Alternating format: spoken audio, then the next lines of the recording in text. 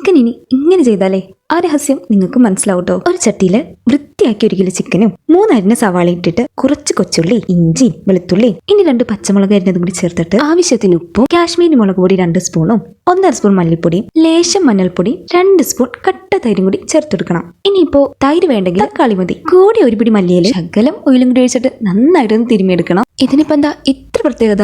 ഒരു സാധാരണ കറിയല്ലേ, പക്ഷേ അങ്ങനെയല്ല. ഇനി ഇതൊന്നും മൂടി 20 മിനിറ്റ് നേരം റെസ്റ്റ് ചെയ്യാൻ വെക്കാട്ടോ. ഇനി ഇത് ഇതുപോലെ തന്നെ അടുപ്പിലേക്ക് വെച്ചിട്ട് വെള്ളമൊക്കെ ഇറങ്ങി വെന്ത് വരുമ്പോഴത്തേക്കും ഇടക്കൊന്ന് തുറന്ന് ഇളക്കിയിട്ട് അടച്ചാൽ മാത്രം മതി. ഇനി നല്ല ചൂടായ പാത്രത്തില് 2 തക്കോലും 1/4 സ്പൂൺ ഉലുവയും കൂടുതൽ പെരിഞ്ചീരകവും കുറച്ച് ഗ്രാമ്പും പട്ടയും ഏലക്കയും കൂടി ചേർത്തിട്ട് നല്ലതുപോലെ ഒന്ന് വറുത്ത് പൊടിച്ച് ചിക്കനൊക്കെ വെന്ത് ചാർന്ന് കുറുകി വരുമ്പോഴത്തേക്കും ഇട്ട് കൊടുക്കണം. കൂടെ കുരുമുളക് പൊടി, മല്ലിയില വീണ്ടും ഒരു 5 മിനിറ്റും കൂടി മൂടി വെച്ചിട്ട് കുക്ക് ചെയ്തെടുത്താലുണ്ടല്ലോ നമ്മൾ മിക്കവരും മറന്നുപോയ ആ അടുപ്പിലുണ്ടാക്കിയ സ്വയംഭ ചിക്കൻ കറിയുടെ രഹസ്യം ഇതുപോലെ ചട്ടിയിൽ വെച്ചാൽ പിടികിട്ടൂട്ടോ.